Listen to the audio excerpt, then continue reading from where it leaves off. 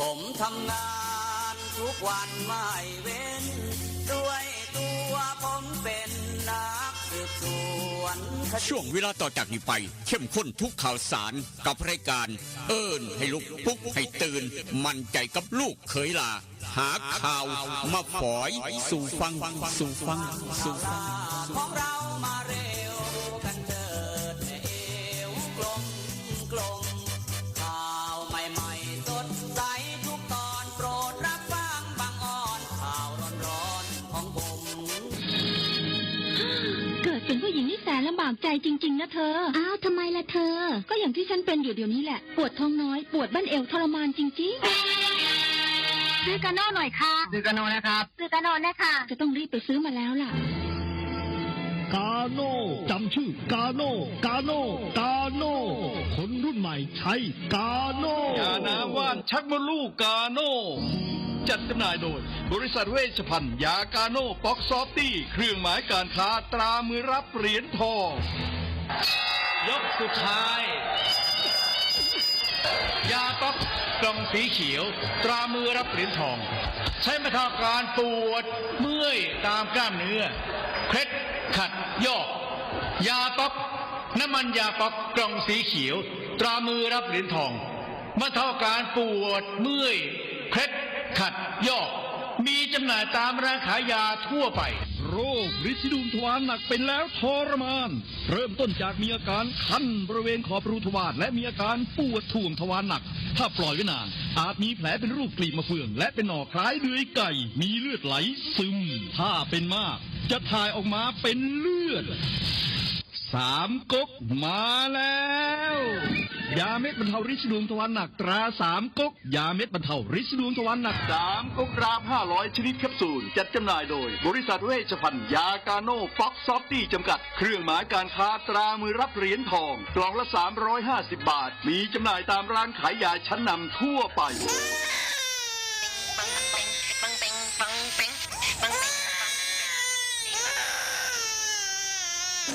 ลูกแอวลูกไห้เป็นไข่ไปหาหมอช่วยด้วยช่วยหน่อยคุณหมอไปคลินิกนายแพทย์จามิกรหรือว่าหมอดอดใจดีตั้งอยู่ตรงข้ามตลาดสดสีช่องใหม่ไปมาหางายตรวจรักษาโรคทั่วไปเด็กผู้ใหญ่ผู้สูงอายุความดันเบาหวานตรวจน้ำตาลในเลือดโรคทางเดินอาหารทางเดินหายใจปวดกล้ามเนื้อคอกระดูกเสื่อมมีวิตามินบำรุงผิวบำรุงร่างกายบริการส่งตรวจเอ็กซเรย์คอมพิวเตอร์ตรวจคลื่นแม่เหล็กไฟฟ้าไปคลินิกนายแพทย์จามิกรอยู่ตรงข้ามนาตลาดสีช่องใหม่ตรวจดีมีมาตรฐานบริการเหมือนญาติพี่น้องเปิดบริการสู้มือต้องไปหาหมอดอดใจดีสอบถามได้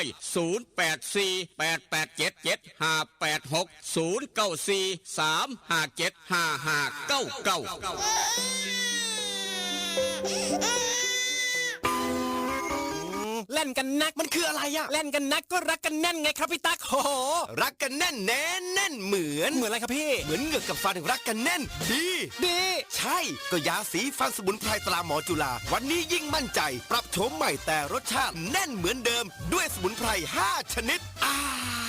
ให้รักกันแน่นดีแบบนี้เล่นกันนักรักกันแน่นยาสีฟันสมุนไพรตราหมอจุฬาโฉมใหม่เยี่ยมยามถามข่าวว่าเวียกว่างานขอต้อนรับด้วยกาแฟฮ้อนหอมคนละจอกด้วยความหักความแพงกับกาแฟเพื่อสุขภาพดรเจคอฟฟี่ดรเจคอฟฟี่มีถังเสาของแท้จากทิเบตเฮ็ดลินจือส้มสกัดภูขาวแปะกล้วยผงเกากี้มีประโยชน์เพื่อสุขภาพทั้งหญิงและชายมือนี่สุขภาพเป็นเรื่องสำคัญคนดื่มกาแฟขอกาแฟต้องดื่มดรเจคอฟฟี่ดรเจคอฟฟี่มีแต่คนอยากดื่มเศร้าดื่มแหลงเพื่อสุขภาพด้วยดรเจคอฟฟี่ดรเจคอฟฟี่คนละจอกมีจำหน่ายที่ FM 96.5 เมกะเฮิรตซ์ 0816016232 เด้อเจ้าวิทยาลัยเทคโนโลยีวิชาชีพท่าบ่อวิทยาลัยเทคโน โนโลยีวิชาชีพท่าบ่ออำเภอท่าบ่อจังหวัดหนองคายเปิดสอนหลักสูตรในระดับปวช ปวสจำนวน 13 สาขาวิชาเลือกได้ตามความถนัดคอมพิวเตอร์ธุรกิจการบัญชีการตลาดการท่องเที่ยวการโรงแรมโลจิสติกอาหารและโภชนาการธุรกิจสถานพยาบาลสถาปัตยกรรมช่างยนต์ช่างไฟฟ้าช่างอิเล็กทรอนิกส์และสาขาขายปลีกขายส่งเรียนจบมีงานทำมีหอพักชายหญิงบริการรถรับส่งมีทุนกู้ยืมเพื่อการศึกษาคนดีและคนเก่งมีทุนให้ฝึกทักษะอาชีพทุกสาขามีรายได้ระหว่างเรียนสื่อการสอนบุคลากรพร้อมรับผู้จบม.3 ม.6 หรือเทียบเท่าและจบม.7 จากเวียงจันทร์ถ้าคิดจะเรียนสายอาชีพต้องเรียนที่วิทยาลัยเทคโนโลยีวิชาชีพท่าบ่อสนใจติดต่อสอบถามได้ที่ 042-432-240 หรือดร.คำหนึ่งดร.รัชนีเลื่อนแก้ว 082-105-6994-091-863-0359 สมัครเรียนได้ทุกวันนะคะ เรียนดีมีทักษะพละเก่งเคร่งวัฒนธรรม ออนซอนบ้านคาเฟ่ออนซอนบ้านคาเฟ่บรรยากาศสไตล์เกาหลีมีชุดฮันบกใส่ถ่ายเซลฟี่ที่สวนสวยๆหลากหลายมุมมองแสนจะประทับใจได้ธรรมชาติไปที่ออนซอนบ้านคาเฟ่ออนซอนบ้านคาเฟ่บ้านโคกหนองแบงใกล้บ้านผู้ใหญ่วิชัยบริการอาหารครบวงจรเครื่องดื่มชากาแฟสมูทตี้เบเกอรี่มีสวนน้ำไว้บริการเด็กๆอีกด้วยที่จอดรถสะดวกสบายออนซอนบ้านคาเฟ่ออนซอนบ้านคาเฟ่รับจัดงานเลี้ยงงานสังสรรค์ทุกรูปแบบเปิดบริการทุกวันตามเราไปเริ่มต้นที่3แยกไฟแดงไปรษณีย์สีเชียงใหม่มีป้ายบอกทางตลอดเส้นทางจนถึงออนซอนบ้านคาเฟ่ออนซอนบ้านคาเฟ่ปักหมุดได้หรือโทรศัพท์ 082-457-1145 เจลักกี้คนสวยพร้อมยายพันธุ์อีสานบ้านทุ่งยินดีต้อนรับทุกท่านตั้งแต่เช้าถึง4 ทุ่มทุกวันอย่าลืมไปสวยไปแซ่บน้ำกันเด้อจ้า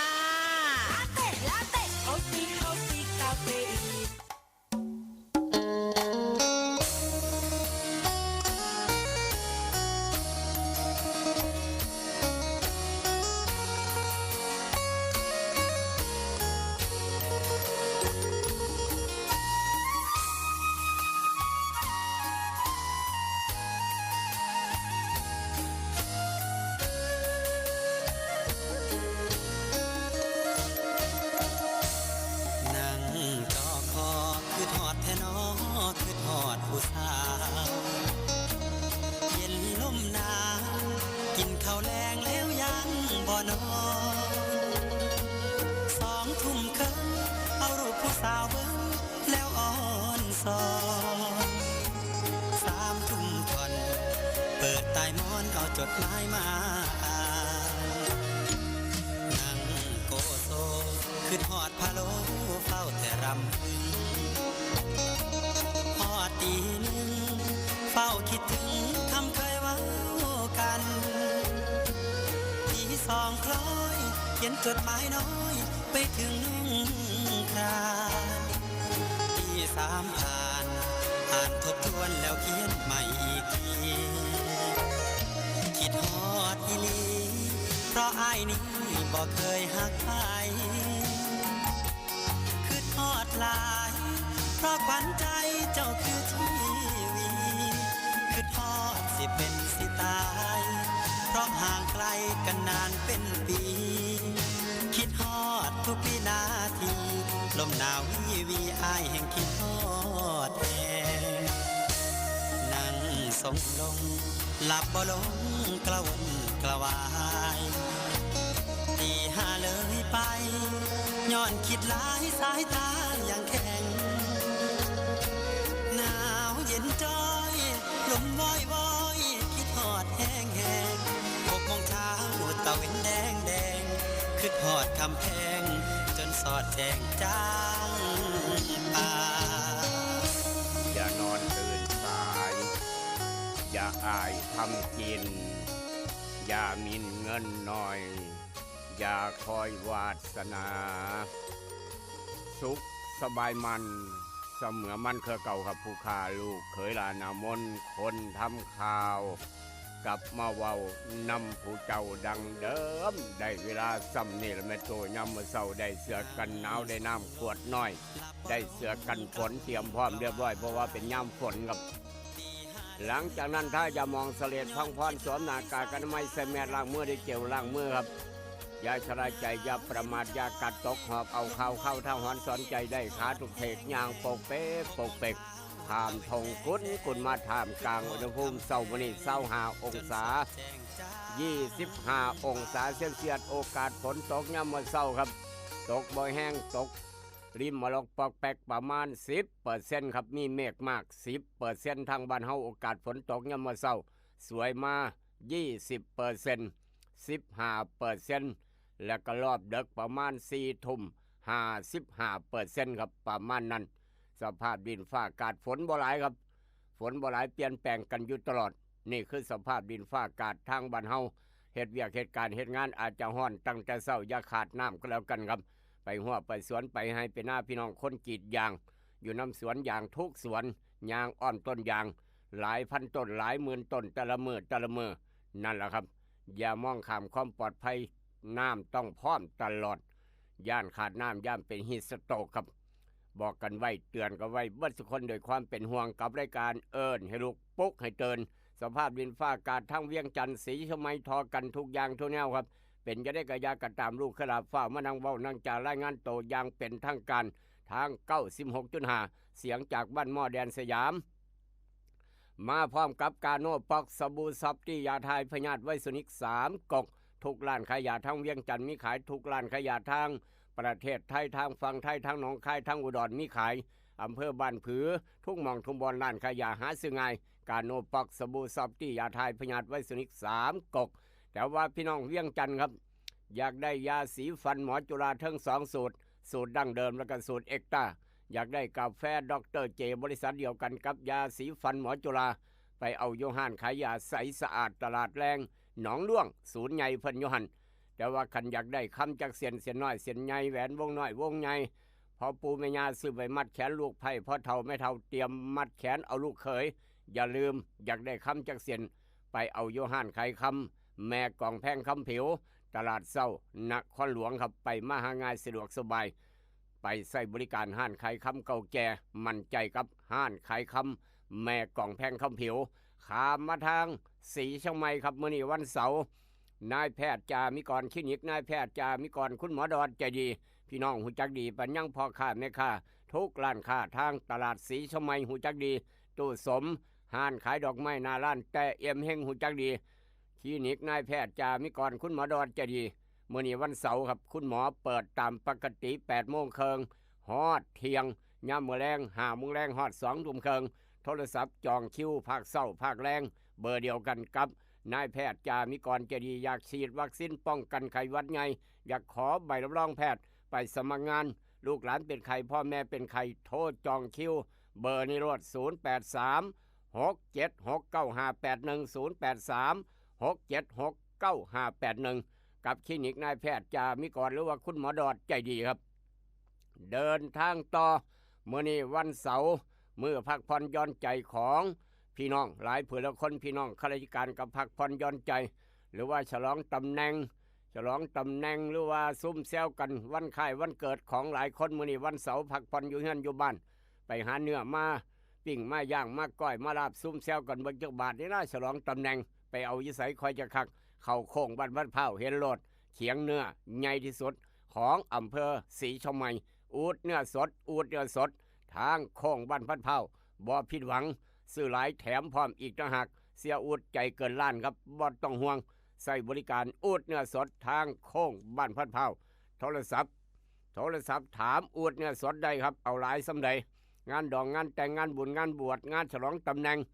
0953295764ครับ0953295764เสียอุดเนื้อสดอัลโหลจากอุดเนื้อสดทางโค้งบ้านเผาโทรจากไสจังสันสี่เว้ากันคุยกันเดินทางต่อออกจากอุดเนื้อสดไปทางบ้านหัวไส้ครับ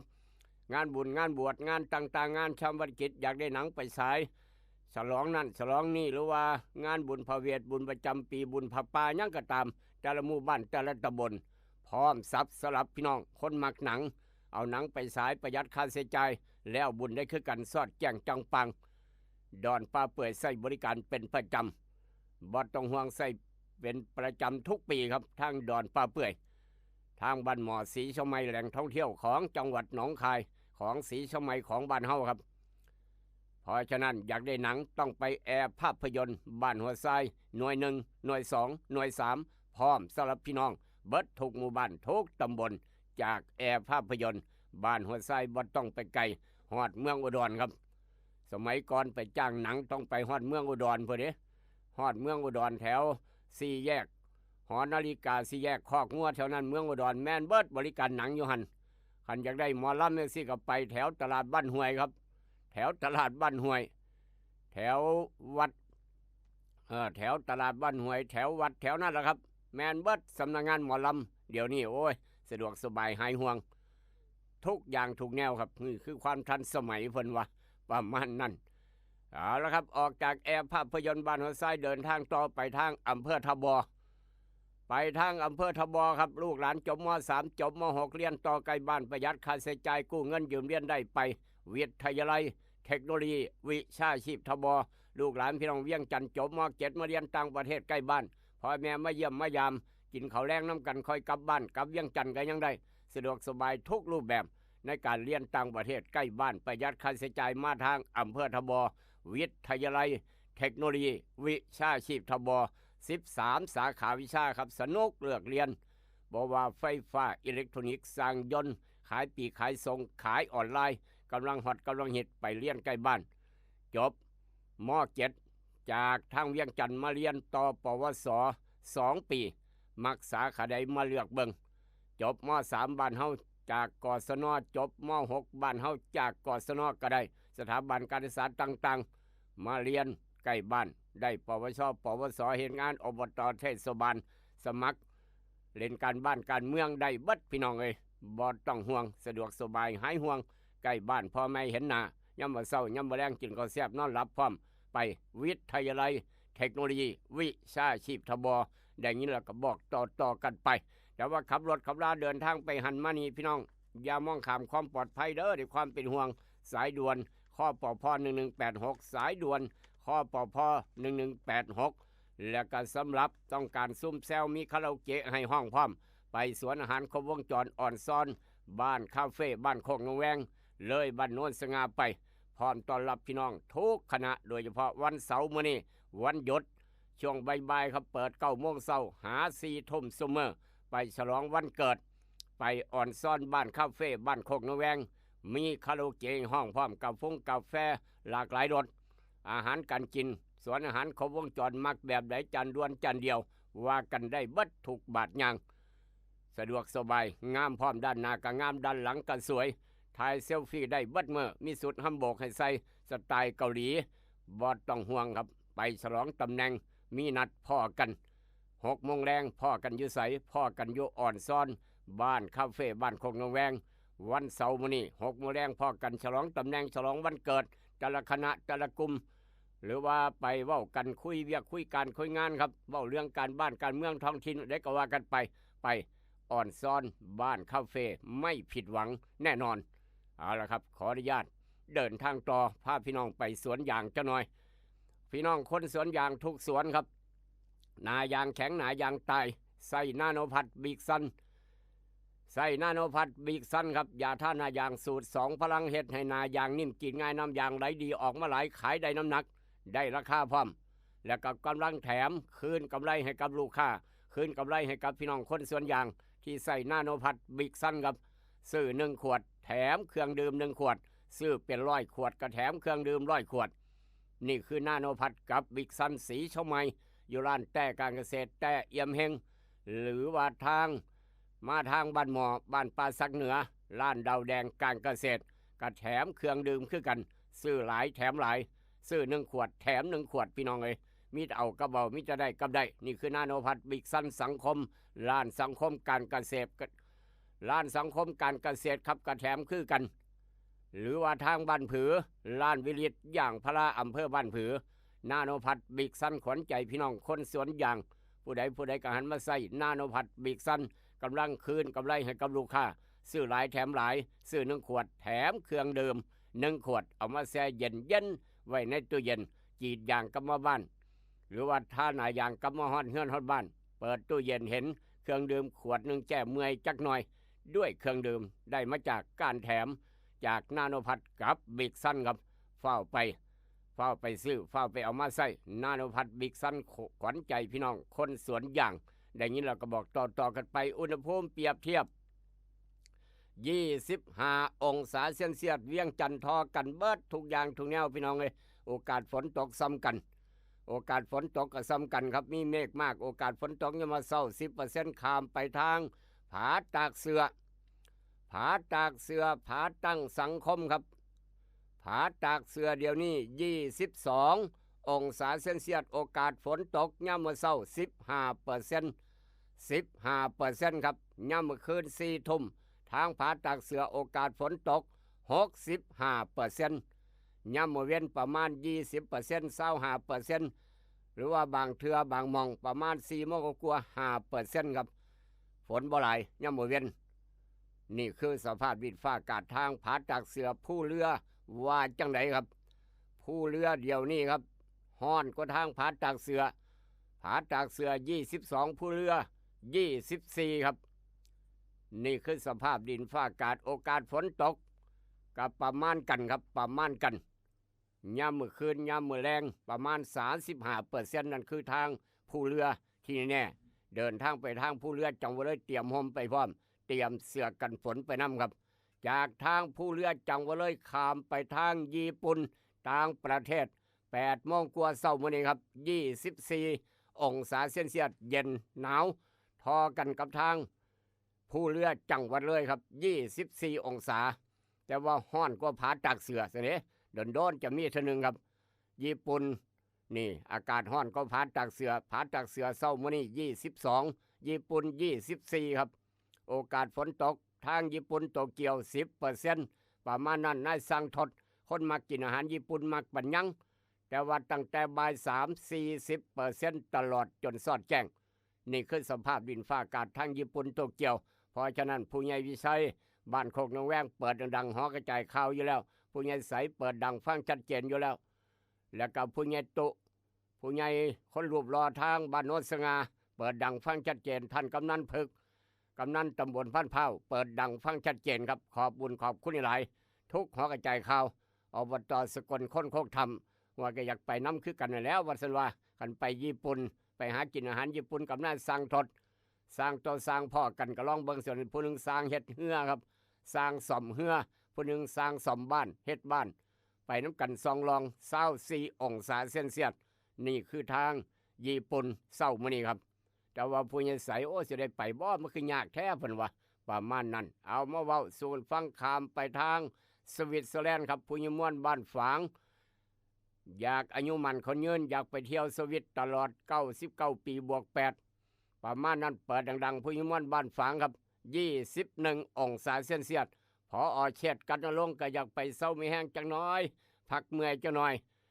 เติมเต็มกำลังใจจังน้อยทางสวิตเซอร์แลนด์เจ้าของสวนปาล์ม21 องศาฝนตกลิ้นครับตี 1 กว่าฝนกำลังตกลิ้นนอนฟังเสียงฝนทางสวิตเซอร์แลนด์21 องศานี่คือสภาพดินฟ้าอากาศโลกใบเดียวกันอุณหภูมิแตกต่างกันเอามาเว้าสู่กันฟังครับประจำเช้าวันที่7 เดือนมิถุนายนพุทธศักราช2568ตรงกับวันเสาร์ขึ้น12 ค่ำเดือน7 ปีมะเสงตำรับตำราพ่อแม่ครูบาอาจารย์เลิกงามยามดีมื้อนี้ว่าจะได้วันเสาร์ครับวันเสาร์เดือนมิถุนาวันเสาร์ที่7แล้วก็เดือน7พร้อมขึ้น12 ค่ำปีมะเสงตำรับตำราพ่อแม่ครูบาอาจารย์เลิกงามยามดีมื้อนี้บอกว่าห้ามทำการมงคลวันที่7กับวันที่8โลกาวินาศวันจมพร้อมมื้อนี้มื้ออื่นเสาร์อาทิตย์ห้ามทำการมงคลทุกอย่างทุกแนวครับแต่ว่าวันจันทร์วันที่9นั่นแหละครับขึ้นเฮือนใหม่ขึ้นบ้านใหม่เปิดร้านค้าร้านขายเปิดอาคารใหม่ดีปัญญังดิถีขึ้นบ้านใหม่ วันที่9วันที่10วันอังคารห้ามทำการมงคลห้ามเฮ็ดงานมงคลครับนี่คือวันอังคารที่10มิถุนายนบอกพี่น้องล่วงหน้า3 มื้อ4 มื้อจะได้วางแผนสิเอาจังใดเฮ็ดจังใดไม่เชื่ออย่าลบหลู่หรือว่าจะเอาเลิกสะดวกคิดดีทำดีเว้าดียามใดยามนั้นถือว่าเลิกดียามดีก็แล้วแต่ตามอัธยาศัยครับไม่เชื่ออย่าลบหลู่แต่ว่าบักคำน้อยหลานสาวหลานชายเกิดมาเบิ่งโลกมื้อคืนลืมตาเบิ่งโลกมื้อคืนครับเพิ่มประชากรในกับประเทศเพิ่มประชากรในครับครอบครัว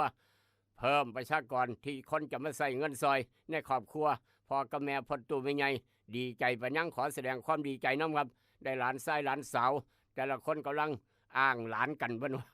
แต่ละคนกำลังอ้างหลานชายหลานสาวกันอ้าวดวงวาสนาส่วนใดไปฟังพร้อมกันครับสำหรับคนมีหลาน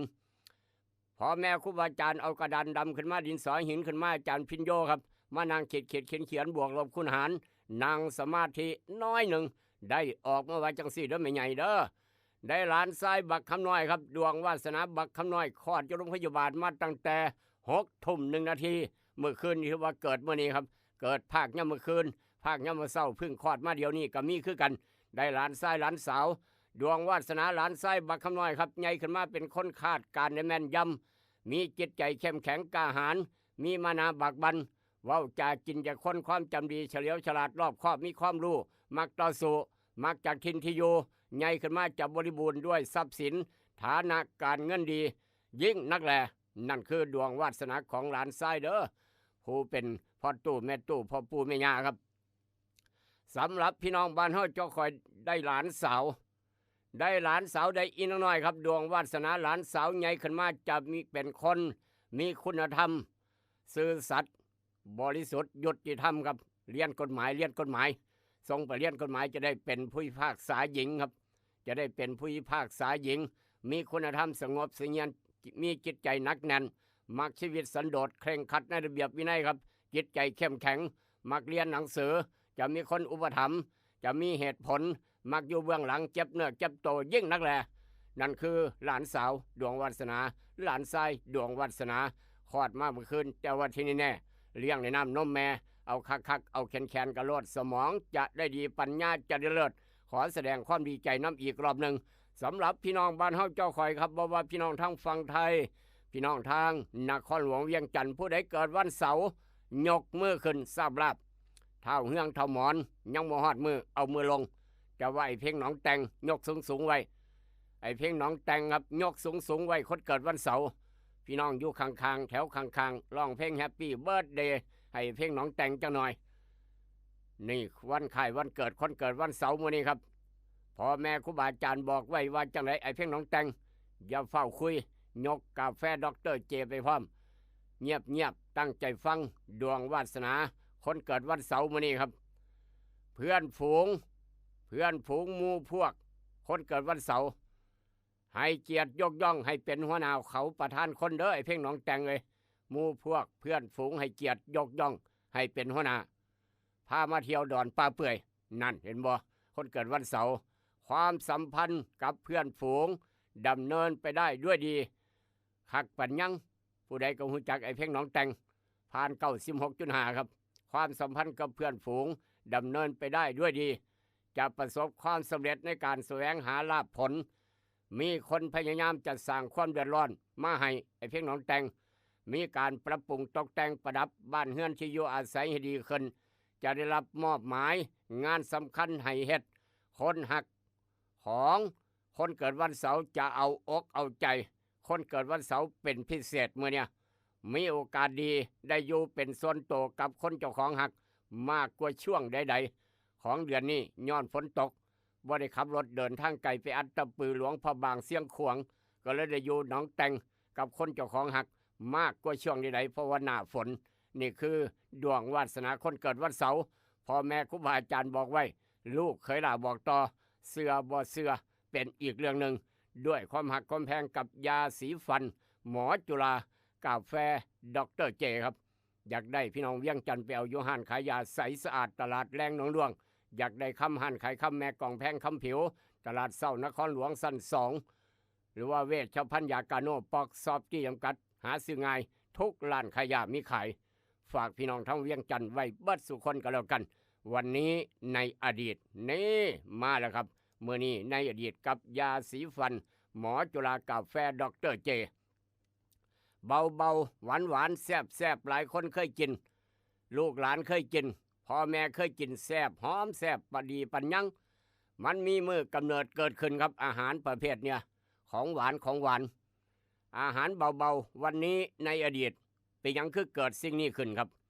จนมาฮอดมื้อนี้จนเป็นธุรกิจใหญ่ธุรกิจหลายล้านบาทเมื่อกำเนิดเกิดขึ้นนั่นคือเกิดในปีคริสตศักราช1938คริสตศักราชวันที่7มิถุนาครับเมื่อนั้นเป็นเมื่อล้ำลึกนึกถึงเหตุการณ์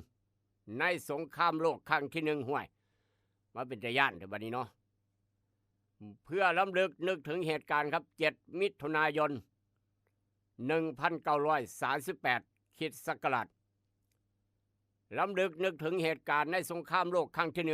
1ที่เราสตรีผู้หญิงครับผู้หญิงในฝรั่งเศสผู้หญิงในฝรั่งเศสเอาอาหารชนิดหนึ่งครับเอาอาหารชนิดหนึ่งมาแจกจ่ายให้กับทหารหารชาวอเมริกาครับเป็นผู้หญิงผู้สาวนี่สตรีในฝรั่งเศสเอาอาหารชนิดนี้ครับเอาขนมหวานแบบนี้มาให้กำลังใจทหารหารชาวอเมริกาเฮ็ดให้ขนมหวานชนิดนี้ครับแพร่หลายในอเมริกาว้ายว่าเป็นแซ่บแท้ทหารกินผู้ใดมาแจกประเทศหยังเพิ่นเอิ้นว่าหยังว่าซั่นว่าเอามาแจกทหารหารของอเมริกาครับโอ้โหบานี่ผู้ใดก็ถามแม่นขนมหยังพวกเจ้ากินแซ่บบ่พวกเจ้ากินแซ่บบ่แซ่บโอ้บ่เคยพอจักเทื่อบ่เคยกินจักเทื่อว่าซั่นว่าทหารก็มักประทับใจโอ้ยเอามาขายในอเมริกาครับหลังสงครามจบหลังสงครามโลกจบสิ้นเริ่มเอามีขายบางคนก็ไม่เฮ็ดขายขายดิบขายดีจนมาฮอดมื้อนี้ขายในประเทศไทยหลานน้อยก็มักพ่อแม่ก็มักกินกับกาแฟก็แซ่บขนมหวานชนิดนี้ครับหลายคนโปรดปรานด้วยความหอมหวานเย้ายวนใจครับและความกลมกล่อมที่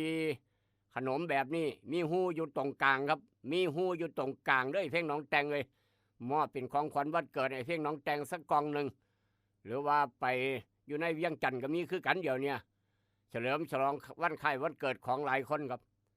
แม่นหยังลูกเคยล่ะขนมแสนแซ่บที่แพร่หลายไปทั่วโลกณวันนี้กำเนิดเกิดขึ้นย้อนผู้หญิงในฝรั่งเศสเอาไปให้กำลังใจเราทหารหารอเมริกาแม่นหยังไอ้เพ่งน้องแตกล่องทายเบิงแม่นหยังครับ2 คำจำให้แม่น2 คำจำให้ง่ายนั่นคือขนมหวานที่ชื่อว่าแสนแซ่บแสนอร่อยโดนัทสระโอดอเด็กนอหนูไม่หันอากาศทอทหารโดนัทเมื่อกำเนิดเกิดขึ้นวันที่7มิถุนายนปีคริสต์ศักราช1938ในสมัยสงครามโลกครั้งที่1ผู้หญิงฝรั่งเศสเฮ็ดขนมแบบนี้ขึ้นเฮ็ดขึ้นเองครับเอามาจ่ายเอิ้นว่าโดนัทให้กับเราทหารหารอเมริกาตั้งแต่วันนั้นจนถึงวันนี้เป็นธุรกิจการขายคำว่าโดนัทนำศูนย์การค้ามีทุกหม่องทุกบวนทั่วโลกใบนี้ครับแพร่หลายไปทั่วโลกนั่นคือเมื่อกำเนิดเกิดคำว่าอาหารหวานชนิดหนึ่งขนมหวานชนิดแซ่บโดนัทเอามาเว้าสู่กันฟังครับเมื่อกำเนิดเกิดวันนั้นในอดีตแต่ว่ามื้อนี้ปัจจุบันน้ำบ่ไหลไฟบ่สว่างหนทางบ่ดีว่ากันเข้ามาแจ้งกันเข้ามาครับ0816016232ขอบคุณยาพ่อผู้ใหญ่บ้านยาแม่กำนันครูบาอาจารย์จิตอาสา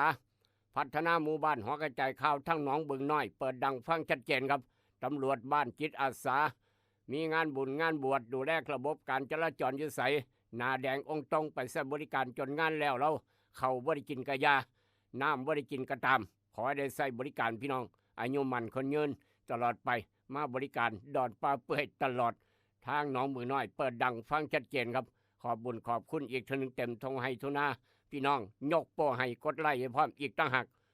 นอกจากนั้นทาง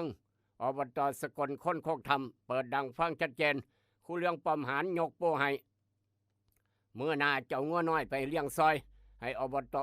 บต.สกลเลี้ยงซอยไปยังวะคู่เรื่องปอมหารครับขอบุญขอบคุณทางตำบลบ้านเดืออำเภอทบคุณครูองค์อาจ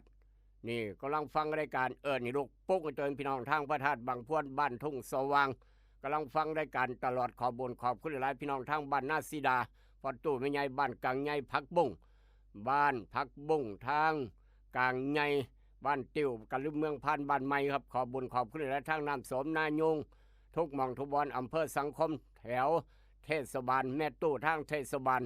ตำบลสังคมพร้อมขอบุญขอบคุณครับอย่าลืมพาลูกพาหลานมาเที่ยวดอนป่าเปื่อยอีกก็แล้วกันนอกจากนั้นครับนอกจากนั้นทางผาตั้งดงต้องห้วยไซงัวพี่น้องทางโพตากหลายๆหมู่บ้านทางบ้านโคกบุญสนองวัดป่าผู้กระแตวัดท่านพระอาจารย์บุเรียนครับนี่กำลังจะมีบุญผาป่าท่านพระอาจารย์บุเรียนวัดป่าผู้กระแตครับมาร่วมสร้างกำแพงแก้วซุ้มประตูโขงเข่าโบสถ์วัดป่าผู้กระแตน้ำกันตั้งกองผาป่าวันที่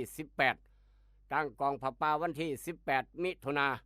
ทอดผาป่าวันที่19หลังจากชันพัฒหารเศร้าเรียบร้อยพิธีทอดผาป่าไปต่อยอดผาป่าน้ำกันพี่น้องทางบ้านไร่ดอนไผ่โพธิ์ตากพ้นทองบ้านสันติสุขบ้านน้ำฝากบ้านดงเหลาบ้านเสียวไปเอาบุญน้ำกันกับท่านพระอาจารย์บุเรียนพ่อแม่ครูบาอาจารย์พระครูประพัฒน์สรธรรมโสภิต18ตั้งกองผาป่า19ทอดลูกเคยลาก็จะไปคือกันครับด้วยความเคารพท่านพระอาจารย์บุเรียนครับกราบงาม3เถื่อวัดป่าผู้กัดแต่นี่แจ้งให้กับพี่น้องได้รับทราบเหมือนกันอยากไปตั้งโรงทานข้าวจีขนมข้าวต้มแล้วแต่ตามอัธยาศัยครับได้บุญได้กุศลบุญกองใหญ่อีกกองหนึ่ง18ตั้งกองผาป่าเบิดมืออยวัดป่าผู้กระแตบ้านโคกบุญสนองตำบลพ้นทองอำเภอโพธิ์ตากจังหวัดหนองคายวันที่19ทอดอย่างนี้แล้วบอกต่อเด้อพี่น้องบอกต่อกันไป18-19พ่อกันอยู่วัดป่าผู้กระแตครับทั้ง2มื้ออย่างนี้เราก็บอกต่อขอบุญขอบคุณทุกวันทุกหอกระจายข่าวทางตลาดเศร้าตลาดสดสีชมัยทุกร้านค้าร้านขายทางนครหลวงเวียงจันทร์ทุกตอกสองหอมฟังอยู่ต่างอำเภอต่างจังหวัดต่างประเทศทางไลฟ์สดเฟซบุ๊กแล้วก็ทางออนไลน์พร้อมขอบุญขอบคุณทุกเสียงทุกสายกับกาโน่ปอกสบู่ซับที่ยาทายพญาตไวสุนิก3กอกไอเพ่งน้องแตงเอามือลงเอาเพ่งน้องแตงเอามือลงได้ไหวลูกเคยลาบ่บอกผู้ขาก็บอกลงแล้วว่าสนว่ายกมือตลอดเอามือลงไอเพ่งน้องแตงขออนุญาตเดินทางต่อหน้าหนึ่งของไทยรัฐครับหน้าหนึ่งของไทยรัฐว่าจะได้ครับสลับพอตู้แม่ป้าผู้ลุงอ้ายบ่ได้เบิ่งหนังสือพิมพ์บ่ได้อ่านหนังสือพิมพ์จากเวชภัณฑ์ยากาโนปอกสอบเจียมกัดยาสีฟันหมอจุฬากาแฟดรเจครับอยากได้คอลลาฟิลล้างสารพิษสารเคมีอยากได้กาแฟดรเจมาเอาอยู่ทาง 96.5 หน้าหนึ่งไทยรัฐเช้ามื้อนี้ว่าจังซี่ซากว่าเดลนิวมื้อหนึงครับซากว่าเดลนิวมื้อหนึงนี่ข่าวใหญ่เทเลอร์เกี่ยวกับชายแดนพี่น้องเอ้ยเกี่ยวกับชายแดนบ่อยากพ่อบ่อยากได้ยินพร้อมพวกข้าบ่อยากเห็นพร้อมอีกต่างหากไทยบ่รับอำนาจศาลโลกนายกแถลงโต้หลังเขมรฟ้อง4พื้นที่พิพาทเมินเจรจารวม JBC 14มิถุนาที่จะถึงนี้บิ๊กกัมพูชาเข้าพบภูมิธรรมครับบิ๊กกัมพูชาเข้าพบภูมิธรรมว่าจังสันนอกจากนั้นสิทธิการปรับครม.เป็นของนายกรัฐมนตรีนายกอิง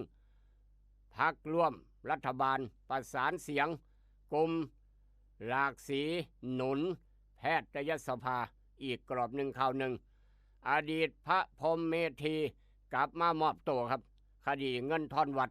ขอรีภัยในต่างประเทศตั้งหลักสู่ประมาณ7 ปีครับนี่ปฏิเสธทุกข้อหาครับแล้วก็ประกันออกไป400,000ได้ประกันเป็นข่าวอัยการยื่นฟ้อง 5นอมินีสำนักงานตรวจเงินแผ่นดินที่ถล่มพาแบ่งฝากขังโดนอายัดปล้นอีกคดีศุลกากรบนกำลังหน่อยครับบอกว่าโอ้ยกำลังน้อยเจ้าหน้าที่ศุลกากรประมาณนั้นนี่คือหน้าหนึ่งไทยรัฐมาแล้วครับมาดวนไทยรัฐเข้ามาว่าจะไหนนี่คือเกี่ยวกับผลเสียในการลบราคาฟันกันครับในการเกิดสงครามผลเสียนี่ครับนี่ตลาดช่องจอมพี่น้องเคยไปใช้บริการหลายคนเคยไปเที่ยวไปซ้ายไปเที่ยวช่องจอมไปตลาดช่องจอมเงียบเจ็บแมงวันกับบ่ไตยุงกับบ่มีจักโตพี่น้องเอ้ยคนกับบ่เห็นตลาดช่องจอมเงียบเจ็บพอค่าทางเขมร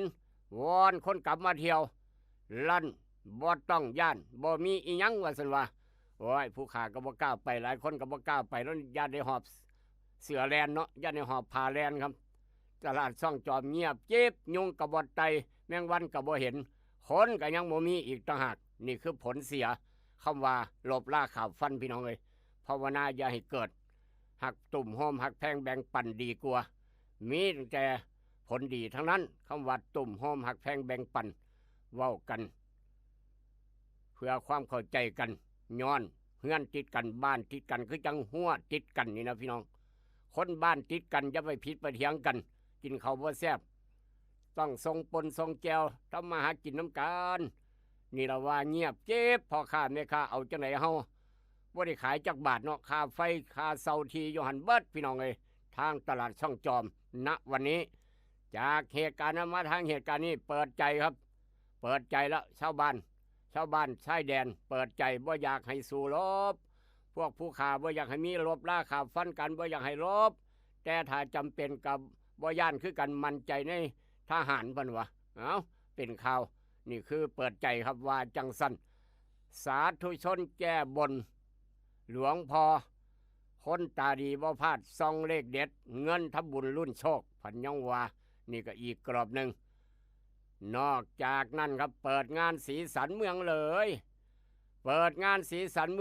ครับส่งเสริมการท่องเที่ยวเชิงสร้างสรรค์วาดภาพสีสันโอ้โหครับนั่นคือทางจังหวัดเลยมีหลายงานนี่ครับเหตุงานส่งเสริมการท่องเที่ยวเชิงสร้างสรรค์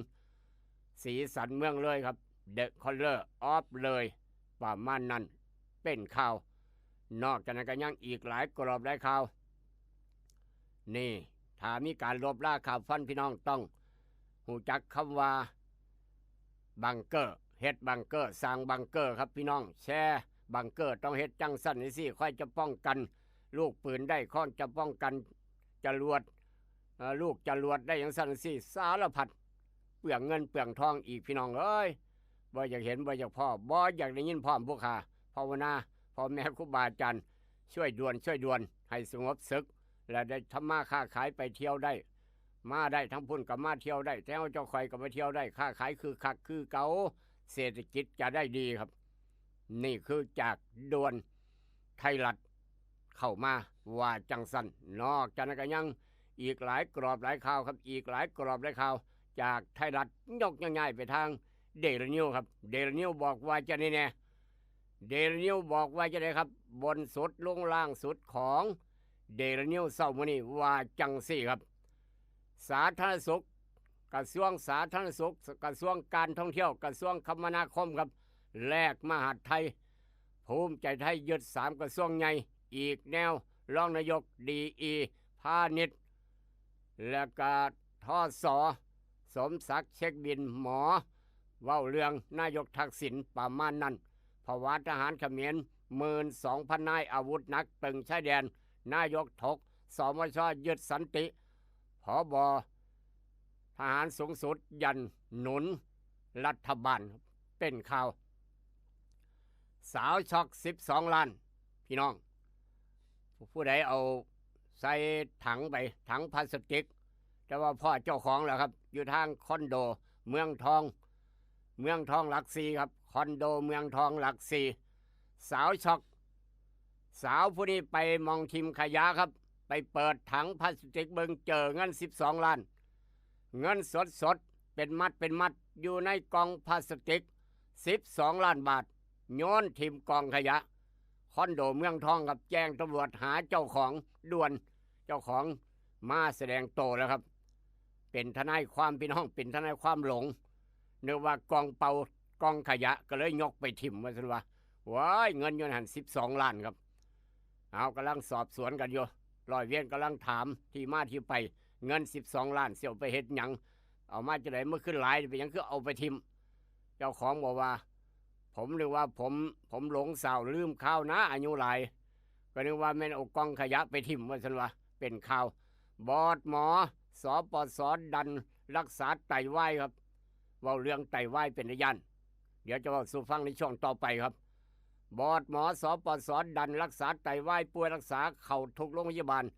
ทำแขวทำฟันฟรีครับเหตุสุดวิสัยโลแจงน้ำมันหัว20,000 ลิตรเกลือนโอ้ยเสียดายดิเนาะกลางทะเลศรีราชาครับน้ำมันหัว20,000 ลิตรเสียดายเวลาพี่น้องแห่งน้ำมันแพงครับกลางทะเลทางศรีราชาครับเป็นข่าวด่วนของเดลินิวเซามานี่นอกจากนั้นกรอบร่องกรอบย่อยมีอย่างแน่เพราะว่า20,000 ลิตรน้ำมันหัวเต็มทะเลครับเรือเข้าทุนขนไทยไปเชิญขึ้นลมชัดนี่ลมพัดลมเพไปเลยน้ำมันกระเลงหัวนอกจากนั้นครับยึดสันติกาวใจไทยเขมรรัฐบาลทหารไล่ปัญหานายกนัดถกสมชพบเหล่าทัพหาลือเว้ากันคุยกันนอกจากนั้นจี้นายกแก้สารพิษน้ำกกกสมเสนอ6 มาตรการภาวะกระทบสุขภาพของคนอยู่แถวแม่น้ำกกครับเป็นข่าวนอกจากวงการกีฬาฟุตบอลนายกสมาคมฟุตบอลแป้งเครียดเหนื่อยแทบตายปิดลิขสิทธิ์ไทยลีก 2,000 ล้านครับดีใจน้ำฟุตบอลไทยครับให้ว่ามีเจ้าของลิขสิทธิ์ประมูลได้ 2,000 ล้านโอ้โหบ่ไม่ธรรมดานี่คือข่าวต่างๆจากหน้าหนึ่งของไทยรัฐเดลินิวครับอันใดดีมีประโยชน์นำไปคิดนำไปใส่อันใดบ่ดีเอาไปทิมลงแม่น้ำโขงและจะมีความสุขตลอดไปแต่เฮาเจ้าค่อยเดินทางไปไสมาไสก็มีความสุขเพราะว่าแนวบ่ดีบ่งามเอาไปทิมลงน้ำโขงไหลไปกับแม่น้ำโขงครับจะได้สบายใจนี่คืออาหารสมองยามมื้อเช้าแต่ละหยกเดี๋ยวกลับมาพอกันอาหารสมองยามมื้อเช้าทาง 96.5 กับรายการเอิ้นให้ลูกปลุกให้ตื่นยกต่อไปยกที่ 2ครับคิดทองให้ได้ทอ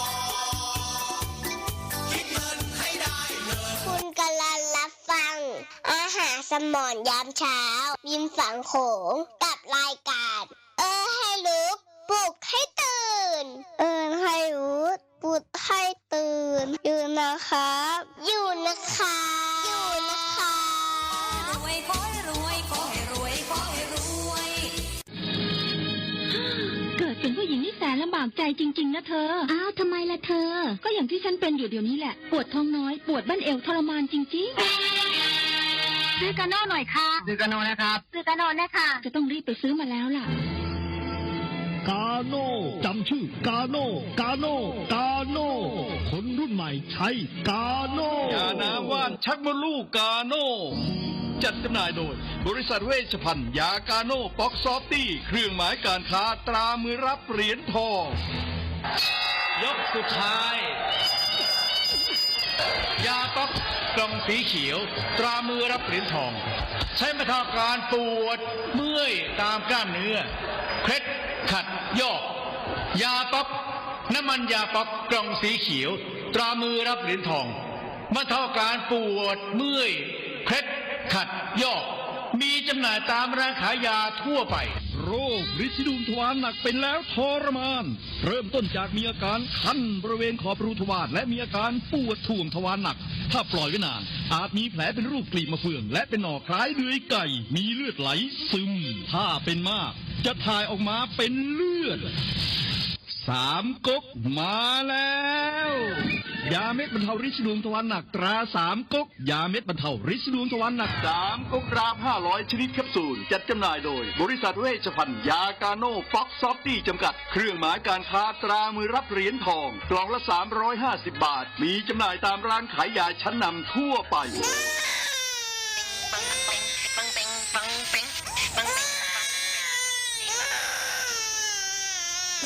ลูกแอวลูกให้เป็นไข่ไปหาหมอ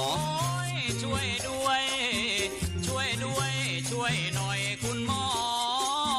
ไปคลินิกนายแพทย์จามิกรหรือว่าหมอดอดใจดีตั้งอยู่ตรงข้ามตลาดสดสีช่องใหม่ไปมาหางายตรวจรักษาโรคทั่วไปเด็กผู้ใหญ่ผู้สูงอายุความดันเบาหวานตรวจน้ำตาลในเลือดโรคทางเดินอาหารทางเดินหายใจปวดกล้ามเนื้อคอกระดูกเสื่อมมีวิตามินบำรุงผิวบำรุงร่างกายบริการส่งตรวจเอ็กซเรย์คอมพิวเตอร์ตรวจคลื่นแม่เหล็กไฟฟ้าไปคลินิกนายแพทย์จามิกรอยู่ตรงข้ามนาตลาดสีช่องใหม่ตรวจดีมีมาตรฐานบริการเหมือนญาติพี่น้องเปิดบริการสู้มือต้องไปหาหมอดอดใจดีสอบถามได้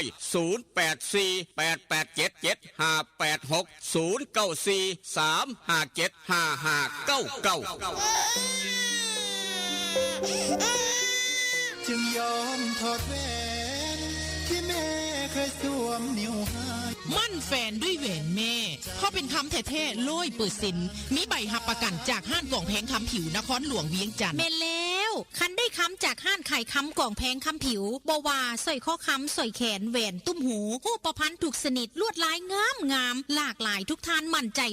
100%อยู่ตลาดเศร้ามอ2สั้น2ห้อง36หน้าลิบห้านไข่คำกล่องแพงคำผิวห้านไข่คำกล่องแพงคำผิวยังหับซื้อขายแลกเปลี่ยนคำได้ราคาสูงทึกใจนอกจากนั้นยังหับออกแบบคำตีคำตามแบบตามสั่งที่ลูกค้าต้องการห้านขายคำกล่องแพงคำผิวมีเครื่องกวดเซ็กคำที่มาตรฐานคำทุกเส้นจึงผ่านการกวดสอบลูกค้ามั่นใจอยากได้คำแลกเปลี่ยนคำไปห้านกล่องแพงคำผิวแล้วจะบ่ผิดหวังอยู่ตลาดเศร้ามอ2สั้น2ห้อง36หน้าลิเพ่นง่ายสอบถามปรึกษาได้0212146555509012พอกล่องแพงแม่คำผิวหับห้องคุณภาพกับคำทุกเส้นเด้อเจ้า เพื่อนแท้ชาวสวนยางมาแล้วนาโนพลัดยาทาหน้ายางสูตร2พ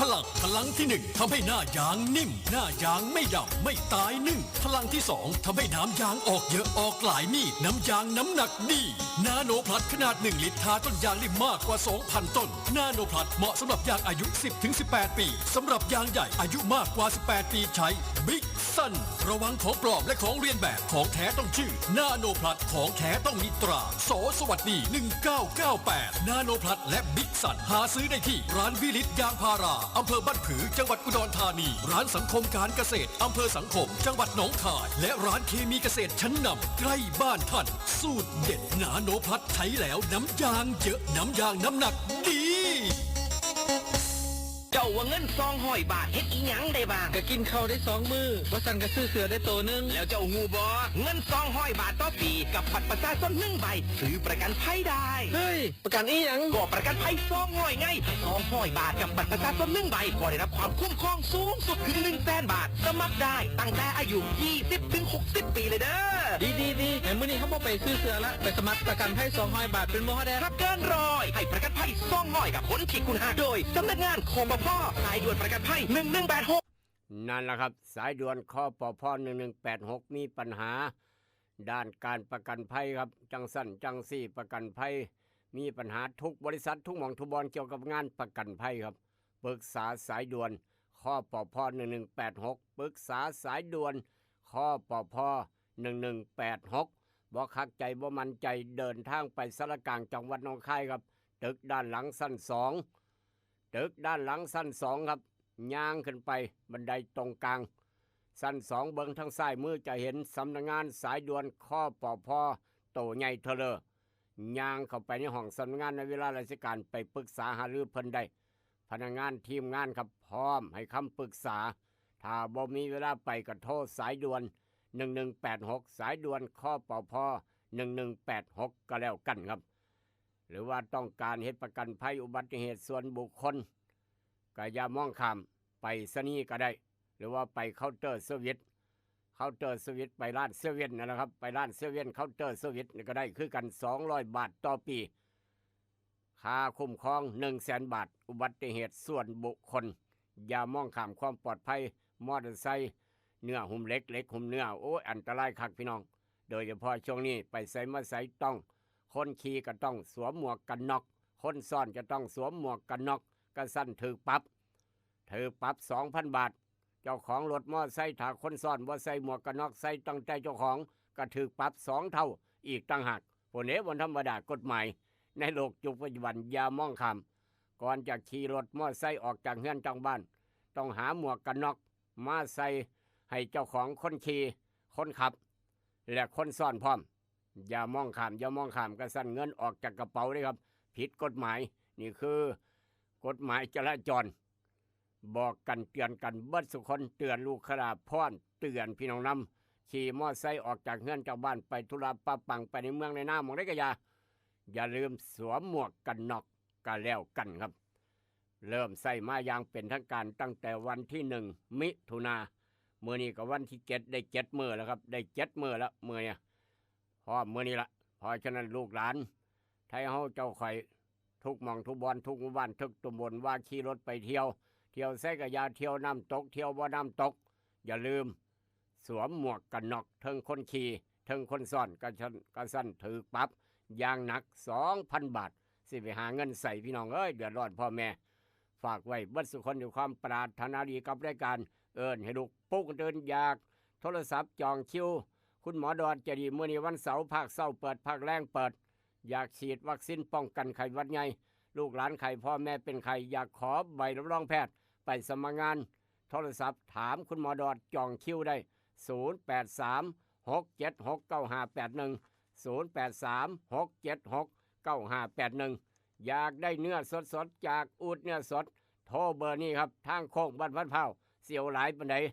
สั่งหลายทรงฮอนมองแถมพร้อมอีกต่างหากเสียอูฐใจดีใจเกินล้าน0953295764 จองโต๊ะสำรองโต๊ะจากอ่อนซ่อนบ้านคาเฟ่ครับไปฉลองวันเกิดมื้อแรงไปฉลองตำแหน่งมื้อแรงครับจองอ่อนซ่อนบ้านคาเฟ่สวนอาหารครบวงจรกาแฟแซ่บหลากหลายรสสไตล์เกาหลีด้านหน้างามด้านหลังงามเดินจอดรถกว้างขวางสะดวกสบายโทรจองซุ่มจองสวนอาหารครบวงจรอ่อนซ่อนบ้านคาเฟ่ได้เบอร์นี้กับเจลักกี้ผู้จัดการใหญ่หรือว่าคุณยายพันธุ์อีสานบ้านทุ่ง0824571145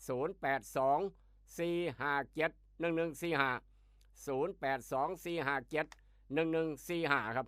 ได้ยินแล้วก็บอกต่อกันไปแต่ว่าพี่น้องคนสวนยางเด้อคนสวนยางใส่นาโนพัดบิ๊กซันครับพี่น้องคนสวนยางใส่นาโนพัดบิ๊กซันกำลังแถมเครื่องดื่มซื้อ1 ขวดแถม1 ขวดเครื่องดื่มซื้อหลายแถมหลายอยากได้ไปเอาอยู่ร้านแต่การเกษตรแต่เอี่ยมเฮงเป็นตัวแทนจำหน่ายนาโนพัดกับบิ๊กซันยาท่านายางสูตร2 พลังครับร้านดาวแดงการเกษตรบ้านป่าสักเหนือทางบ้านหมอทางมาทางดอนป่าเปื่อยพี่ละครับอีกร้านหนึ่งนี่ก็ซื้อหลายแถมหลายคือกันเพราะว่าบริษัทขายนาโนพัดบิ๊กซันคือกันอำเภอสังคมร้านสังคมการเกษตรกระแถมคือกันอำเภอบ้านผือร้านวิลิตอย่างพระอำเภอบ้านผือกระแถมเครื่องดื่มคือกันซื้อหลายแถมหลายนาโนพัด1 ขวดแถมเครื่องดื่ม1 ขวดบิ๊กซัน1 ขวดกระแถมเครื่องดื่ม1 ขวดนี่คือกติกาคืนกำไรให้กับลูกค้าช่วงนี้เฝ้าไปใช้บริการด่วนซื้อนาโนพัดบิ๊กซันได้เครื่องดื่มไปกินพร้อมอีกต่างหากเอามาฝากแนวดีมีประโยชน์กับรายการเอิ้นให้ลูกปุ๊กเตือนประจำมื้อวันเสาร์ฟังสบายวันหยุดถ้าพี่น้องมีข่าวด่วนน้ำบ่ไหลไฟบ่สว่างหนทางบ่ดีคนไปลักบักมีบักม่วงอยู่ในหัวในสวนว่ากันเข้ามาแจ้งกันมาครับจะได้รู้จักข้อมูลตำรวจเพิ่นจะได้มีข้อมูลว่ายังมีลักเล็กขโมยน้อยอยู่ในพื้นที่อำเภอศรีชมัยอำเภอโพธิ์ตากอำเภอทบอำเภอสังคมอะไรก็ว่ากันไป0816016232ได้เวลาไปเอาบุญกองใหญ่น้ำกันครับได้เวลาไปเอาบุญกองใหญ่น้ำกันจากทางอบต.พันเผาจากทางอบต.พันเผาเพิ่นบอกว่ามีงานบุญครับมีงานบุญนี่นายกอบต.พันเผาเพิ่นแจ้งมาอบต.พันเผาได้ดำเนินการจัดกิจกรรมทำบุญตักบาตรสวดมนต์ปฏิบัติธรรมและรับฟังพระเทศนาโดยหลวงตาบุญชื่นครับโดยหลวงตาบุญชื่นปัญญาวุฒโธนี่หลวงตาบุญชื่นครับ ที่เพิ่นย่างนะพี่น้องย่างตั้งแต่ภาคเหนือจนฮอดภาคใต้ย่างตั้งแต่ภาคกลางจนฮอดอีสานเพื่อสนับสนุนการก่อสร้างอาคารโรงพยาบาลโพนสวรรค์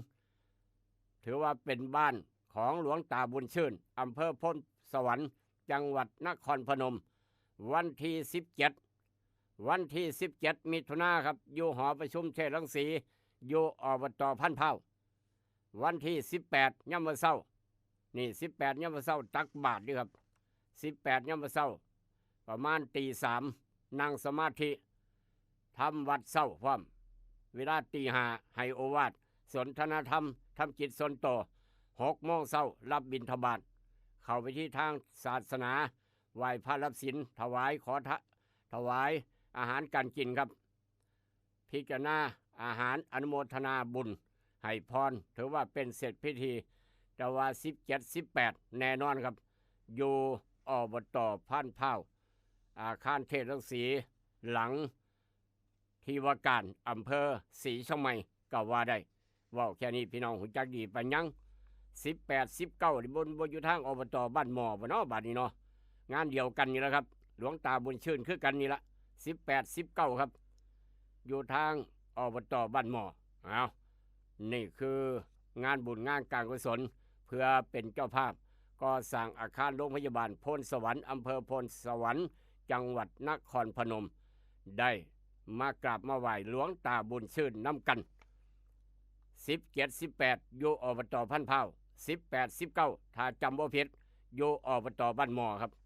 นี่คือบุญกุศลอีกกล่องหนึ่งแต่ว่าอยากเฮ็ดบุญต่ออายุต่อสะพานบุญอยู่ดอนป้าเปื่อยมาได้ตลอดหมู่บ้านคณะมาจากอุดรครับคณะมาจากอุดรก็มาเฮ็ดบุญต่อสะพานบุญทางดอนป้าเปื่อยหมู่บ้านมาเที่ยวดอนป้าเปื่อยมื้อนี้วันหยุดวันเสาร์พี่น้องเวียงจันทร์ก็ยกคณะมาได้คือกันครับทุกหม่องทุกบอนวันเสาร์วันอาทิตย์ต้อนรับพี่น้องมาเที่ยวดอนป้าเปื่อยแดมมหัศจรรย์ดอนป้าเปื่อยไปบ้านดุงเที่ยวคำชะโนดไปบึงการเที่ยวทำนาคามาหนองคายต้องแดมมหัศจรรย์ดอนป้าเปื่อย3ความเหมือนที่แตกต่างครับมาสั่งลานทำหลวงพ่อพระไสยหลวงพ่อองค์เตยน้ำกันสั่งสะพานบุญน้ำกันหลังจากนั้นครับอีกกองที่3มือนี่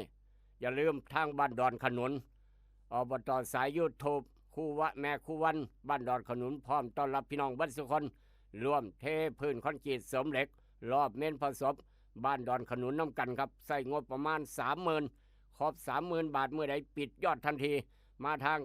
96.5 ก็ได้ไปทางบ้านดอนขนุนก็ได้นี่คือบุญกองใหญ่อีกกองหนึ่งนอกจากนั้นบุญกองใหญ่กองหนึ่ง18ตั้ง19ทอดบุญผาป่าวัดป่าผู้กระแตวัดท่านพระอาจารย์บุเรียนบ้านโคกบุญสนองได้ยินเราก็บอกต่อกันไปนี่คือสายบุญคนมีบุญจะได้เฮ็ดบุญคนบ่มีบุญบ่ได้เฮ็ดบุญจักเทื่อครับค่าเวียกค่านั่นค่านี่บ่ได้ไปน้ำโมเอาอย่าลืมพี่น้องต้องการตั้งโรงทานบุญผาป่าวัดท่านพระอาจารย์บุเรียนครับ18ตั้ง19ทอดบุญผาป่าเพื่อหาปัจจัยสร้างกำแพงแก้วและกับประตูซุ้มประตูกำแพงแก้วเข้าโบสถ์วัดป่าผู้กระแตให้แล้วเสร็จใส่งบประมาณหลายแสนบาทครับทั้งเบิด4ซุ้มถ้าแต่ละซุ้มก็ประมาณซุ้มละ100,000 กว่าบาท 200,000 ประมาณนี้กำแพงแก้ววัดป่าผู้กระแตวัดพ่อแม่ครูบาอาจารย์วัดท่านพระอาจารย์บุเรียนครับพระครูประภัสสรธรรมโสภิตนี่คนพี่น้องหูจักดีปัญญังละพี่น้องตำบลพ้นทองบ้านไร่ดอนไผ่บ้านสันติสุขบ้านน้ำฝากบ้านดงเหลาบ้านเสียวหูจักดีเอาเสียสัญญาเกนัดอย่าลืมส่วนพี่น้องผู้ใหญ่สกายทางบ้านเสียวนี่กำลังเปิดดังๆฮอกระจายข่าวให้พี่น้องไปเอาบุญน้ำกันเด้อ18-19พ่อกันลูกเคยลาก็จะไปคือกันครับแจ้งให้ทราบเอามาเว้าส่วนฟังกองบุญแต่ละกองกับรายการเอิญให้ลูกปุ๊กให้เตือนถ้ามีข่าวพี่น้องมีบุญอีกกองใดกองหนึ่งในหมู่บ้านเจ้าของก็ว่ากันเข้ามา0816016232ครับเอาละครับขออนุญาตเดินทางต่อกับกาโน่ปอกสบู่ซอฟตี้ยาทายพญาธิไวโซนิก3 กกทุกเสียงทุกสายทุกกำลังใจพลังเงียบพร้อมอีกต่างหากขออนุญาตเดินทางต่อข่าวเข้าทางหอนสอนใจครับมีอย่างแน่เมื่อนี่ มีอย่างแน่ครับนี่คือคนเงินหลายครับ คนเงินหลาย เป็นทนายด้วยครับ เป็นทนายเอาเงินไปทิมนึกว่าไม่ถังขยะ หลงสาวลืมข้าวครับ อายุหลายมาหลงลืมครับ นี่คุณทวีวัฒน์ครับ คุณทวีวัฒน์บอกว่าผมลืมอีหลีลืมคักลืมแน่ลืมคักลืมแน่ครับ มีเงิน12 ล้านบาท อยู่ในกองพลาสติกขนาดใหญ่12 ล้านเป็นมัดอยู่ครับ แบกไปทิมก็นึกว่าเป็นกองขยะหลงเสาบาทนี่มีคนมาแจ้งว่าพ่อเงินอยู่ในกองพลาสติก12 ล้าน คนเปิดเบิงจนเกือบเป็นล้มแล้วครับ คนเปิดเบิงว้ายผู้ใดเอาเงินมาทิมเป็นเงินปลอมหรือเงินแท้ครับ เอาไปแจ้งร้อยเวรมาเบิงถามหาเจ้าของทวีวัฒน์มาปรากฏตัวผมเงินผมครับเงินผมครับ ผมลืมคักลืมแน่อยู่แถวคอนโดเมืองทองครับประมาณนั้นตำรวจร้อยเวรก็ได้สอบสวน3 ชั่วโมงครับเป็นเงินเจ้าอีหลีบ่ครับ เจ้าไปใส่อีหยังมันคือหลายแท้ผมพร้อมครับพร้อมไปสอบเส้นเงินที่มาที่ไป ผมคอยเบิกมาทีละ200,000 300,000เบิกมาจากธนาคารครับเพื่อสะดวกในการใส่วัสดุเอาติดตามเงิน12 ล้านอยู่ข้างถังขยะต่อไปจะเป็นจังไดร้อยเวรจะว่าจังไดต้องติดตามครับเพราะฉะนั้นพี่น้องอย่าหลงเด้ออย่าหลงอย่าลืมครับอย่าหลงอย่าลืมป่านหมวกป่านกุญแจรถคือจังผู้ใหญ่ใช้ลืมกุญแจรถนี่เด้แขนอยู่แอวอ่อนต้อนก็ยังหาบ่พอเนาะนี่ลืมเหมือนกันครับเงิน12 ล้านเอาไปทิมเลยลืมคักลืมแน่นี่บ่ลืมธรรมดาผู้ใหญ่ใสอย่าลืมก็แล้วกันจอดรถมองนึงไปหาอีกมองนึงนี่ก็ลืมครับจอดอยู่ดอกนี่อยู่ศูนย์การค้าบาทแลนไปหากระบพ่อหลงเสาหาจะไหนกระบพ่อจอดอยู่สั้น1รถพูนไปจอดไว้สั้น3พุ่นหาสั้น1หาอยู่วัดมือกระบพ่อว่ารถเจ้าของหายจังสี่กับนี่คือกันแมนบ่ผู้ใหญ่ใสหรือว่าจะไหนย้อนล้อเลี้ยงสลือม่อมาลืมครับลืมหยังลืมได้อย่าลืมคนข้างๆก็แล้วกันแมนบ่ผู้ใหญ่ใส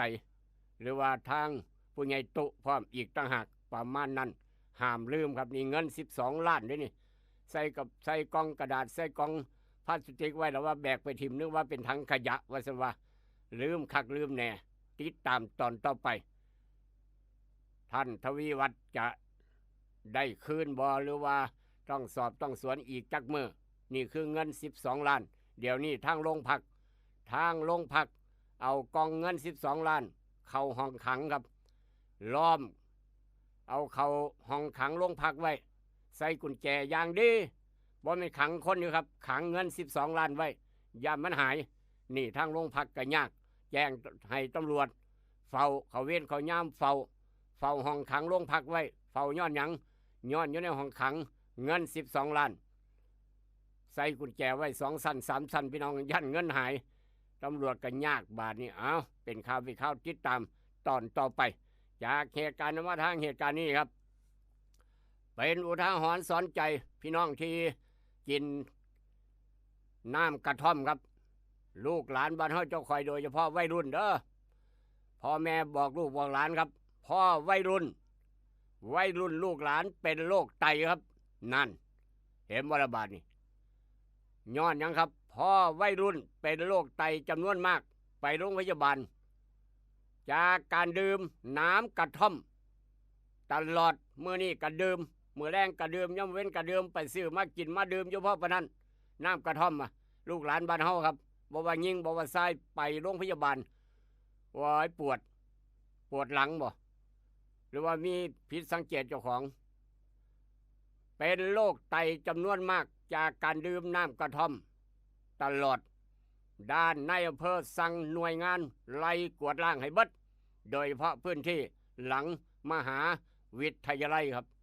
ทางจังหวัดสุรินทร์วัยรุ่นกินน้ำกระท่อมร้านน้ำกระท่อมหลังราชภัฏสุรินทร์ครับซื้อไปกินผู้ละขวด2 ขวดกินหลายครับกินขนาดบ่มกินธรรมดาไว้หามส่งโรงพยาบาลตรวจว่าผู้นั้นก็เป็นผู้นี้ก็เป็นบักลาเป็นหยังอีลาเป็นหยังมันว่าเป็นโรคไตครับโรคไตจำนวนมากเกิดจากการดื่มน้ำกระท่อมเป็นอุทาหรณ์สอนใจเด้อพี่น้องบ้านเฮาผู้ใด กินแบบนี้เจอแบบนี้ให้ระวังครับอย่ามองข้ามโรคไตอันตรายคักบ่อยากเห็นบ่อยากพ่อบ่อยากได้ยินพร้อมผู้ข่าคำว่าเป็นโรคไตครับจากเหตุการณ์นั้นมาทางเหตุการณ์นี้ครับนี่ช่วงนี้กำลังเตรียมงานกำลังจัดงานกันอยู่ทางอำเภอสองพี่น้องจังหวัดสุพรรณบุรีเตรียมงาน โดยเฉพาะงานสำคัญครับงานสำคัญปาโถงานฉลองครบรอบ33ปีครับงานฉลองครบรอบ33ปีจัดยิ่งใหญ่9วัน9คืนศิลปินนักร้องแต่ละคนกำลังไปจังหวัดสุพรรณครับไปเฮ็ดหยังโยมเพื่อสองพี่น้องสร้างแต่งหน้าแก้บนเปลี่ยนชุดหุ่นพุ่มพวงดวงจันทร์พี่น้องแต่แห่ตีเลขเด็ดเหมาซื้อกันเกี้ยงแผงแต่ละมืออยู่ทางวัดทับกระดานครับครบรอบ33ปีพุ่มพวงดวงจันทร์ครับนี่แต่งหน้ากันโอ้โหครับเลขเด็ดเลขชุดว่าขายดิบขายดีขนาดประมาณนั้นนะเป็นข่าวเอามาเว้าสู่กันฟังครับจากเหตุการณ์นั้นมาทางเหตุการณ์นี้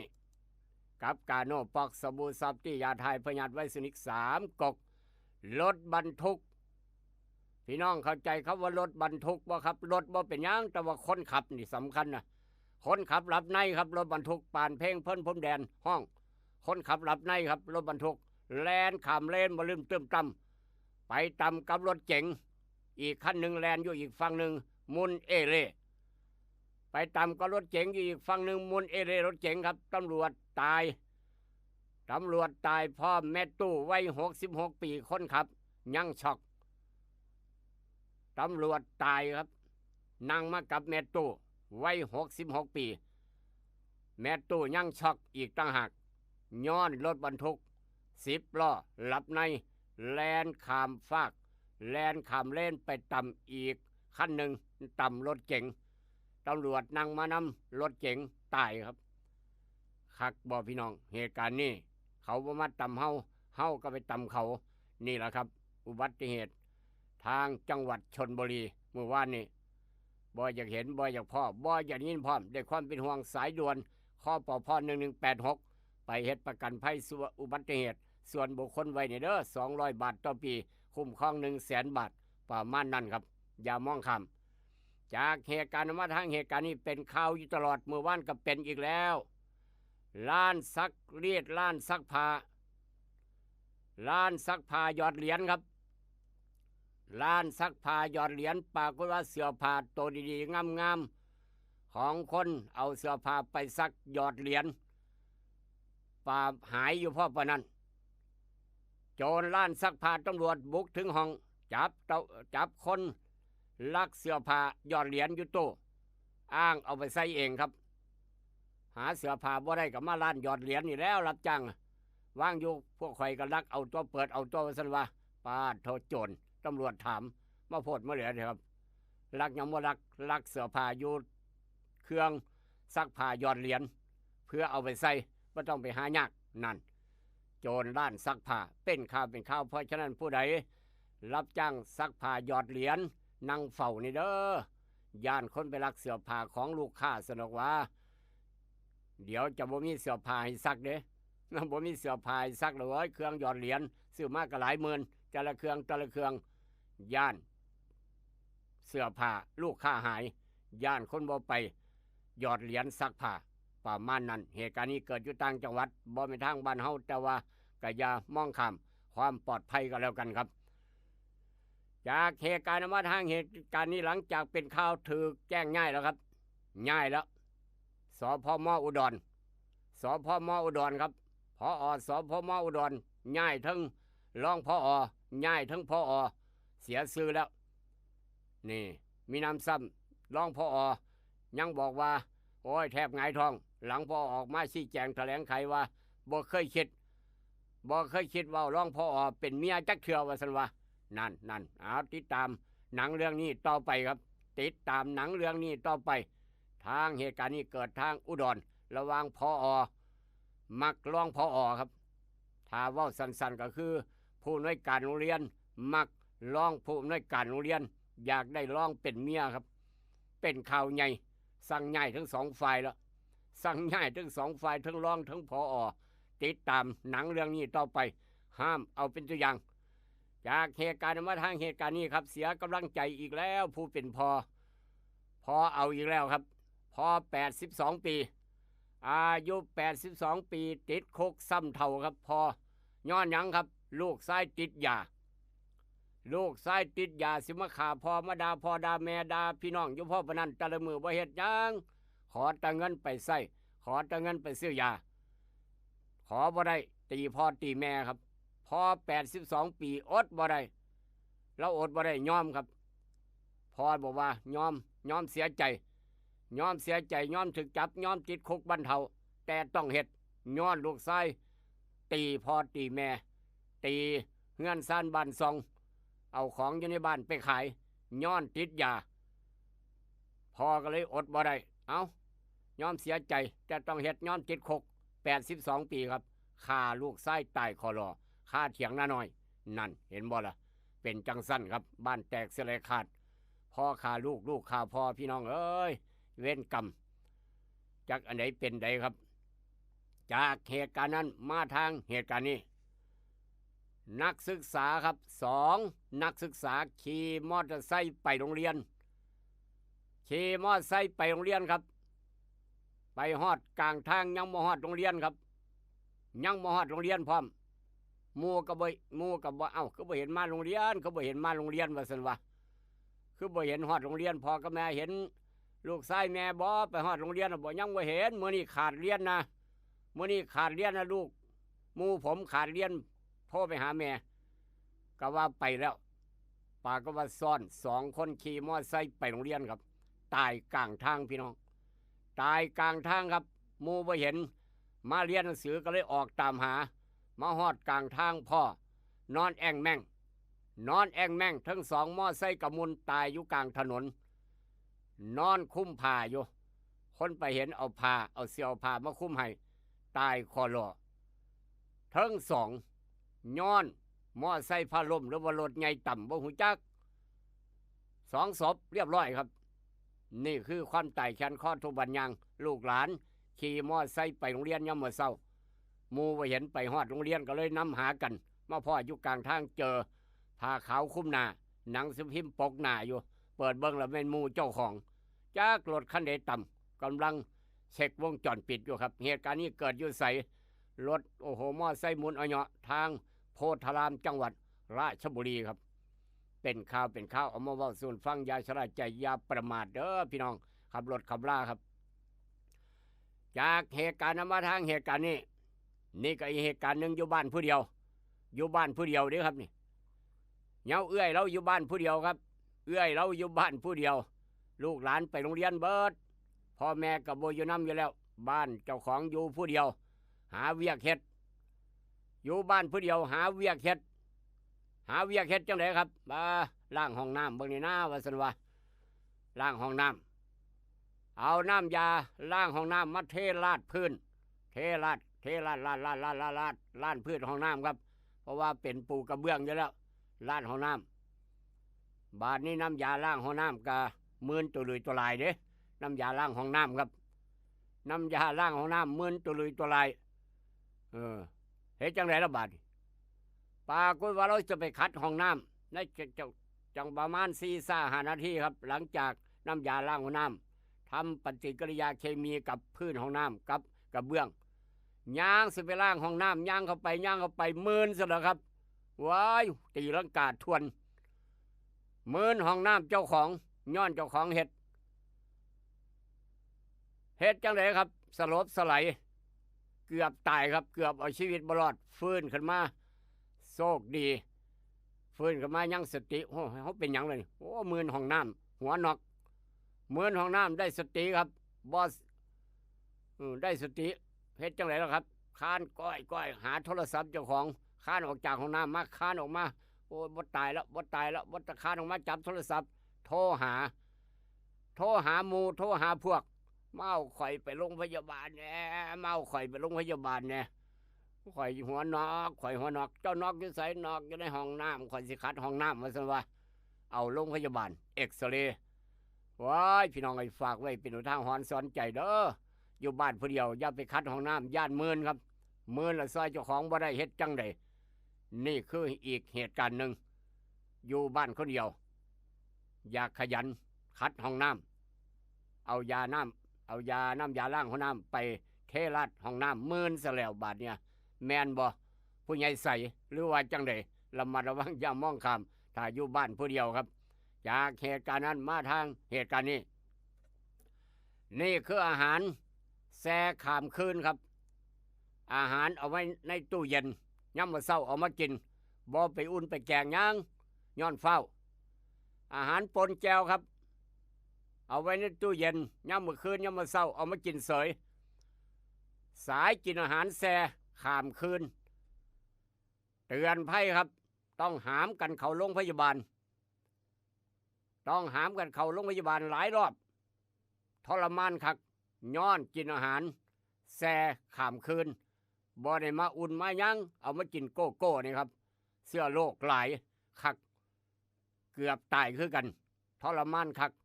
ก็เลยบอกว่าอาหารแช่ในตู้เย็นขามคืนยามมื้อเช้ามากินอย่าลืมไปต้มไปแกงไปอุ่นสะก่อนนี่เด้อขาเสื้อโรคสะก่อนเนี่ยอย่ามักง่ายครับโดยเด็ดขาดพร้อมอีกต่างหาก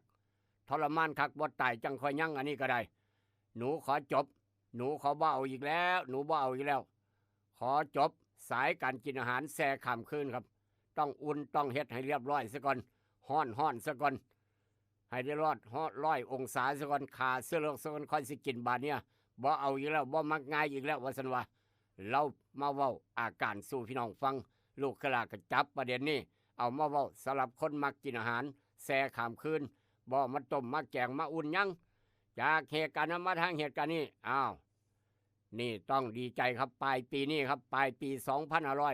2568สะพาน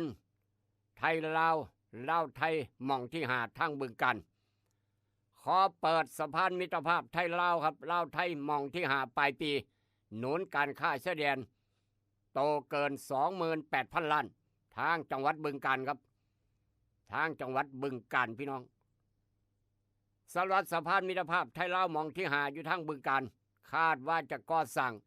แล้วเสร็จในช่วงตุลาพฤศจิกาสี่ฮอดนี่ครับเดือนนี้เดือนมิถุนากรกฎาสิงหากันยายนตุลาคาดว่าจะก่อสร้างแล้วในเดือนตุลาพฤศจิกาเปิดให้ใช้บริการเต็มรูปแบบภายในเดือนธันวาครับ2568เพื่อเฉลิมฉลองครบรอบ75 ปีความสัมพันธ์ทางการทูตไทยลาวครับนี่คือสะพานหม่องที่5ข้ามแม่น้ำโขงทางจังหวัดบึงกาฬหลายคนว่าอยู่แถวใดโดยคาดว่าจะซอยเพิ่มพูนมูลค่าการค้าชายแดนซึ่งเดี๋ยวนี้มูลค่าประมาณ 28,000 ล้านบาทส่งเสริมการจราจรให้เพิ่มขึ้น 5% ต่อปีสะพานหม่องนี้ยังเชื่อมต่อเส้นทางโลจิสติกไปถึงท่าเรือน้ำลึกของเวียดนามครับเพื่อเพิ่มศักยภาพการขนส่งในภูมิภาครัฐมนตรีว่าการกระทรวงคมนาคมครับบอกว่าผ่านมาประเทศไทยและก็ทั้งสปป.ลาวครับพี่น้องเวียงจันทน์มีสะพานมิตรภาพข้ามแม่น้ำโขงแล้ว4หม่องหม่องที่1หนองคายเวียงจันทน์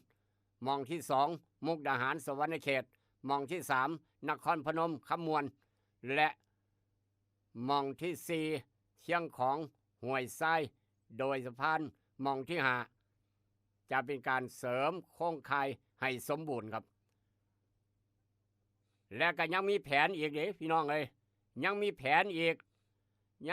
นก่อสร้างสะพานมิตรภาพหม่องที่6เชื่อมจังหวัดอุบลและกับแขวงสารวันในอนาคตนี่จะมีสะพานหม่องที่6อีกแห่งที่6ระหว่างจังหวัดอุบลกับแขวงสารวันในอนาคตซึ่งจะซอยเติมเต็มโครงข่ายคมนาคมตามแนวระเบียงเศรษฐกิจในอนุภูมิภาคลุ่มน้ำโขงให้ดียิ่งขึ้นและก็ทางอธิบดีกรมทางหลวงครับนายอภิรัตน์ชัยวงศ์น้อยบอกว่าโครงการสะพาน มิตรภาพหม่องที่5บึงกาฬเริ่มก่อสร้างตั้งแต่ปี63มีระยะทางทั้งเบิด14กิโลเมตรกับอีก99เมตรครับ14กิโลเมตรกับอีก99เมตรพี่น้องจำไว้แบ่งเป็นถนนฝั่งไทยยาว12กิโลเมตร13เมตร12กิโลเมตรกับอีก13เมตรและถนนฝั่งทางเวียงจันทร์ทางฝั่งลาวครับยาว2กิโลเมตรกับอีก86เมตรนี่คือสะพานหม่องที่5จากบึงกาฬความยาว14กิโลเมตรกับอีก99เมตรกำลังจะเปิดใส่ยางเป็นทางการปลายปีนี้ครับเดือนธันวาสีฮอดนะพี่น้องอยากลงทุนอยากขยายกิจการแถวบึงกาฬก็ว่ากันไปแถวปากสั้นพร้อมว่าจะได้พออ่อนยาวพุทธชัยใจชื่นแต่เฮาเจ้าคอยว่าจังไดก็ลองพิจารณาเบิ่งครับ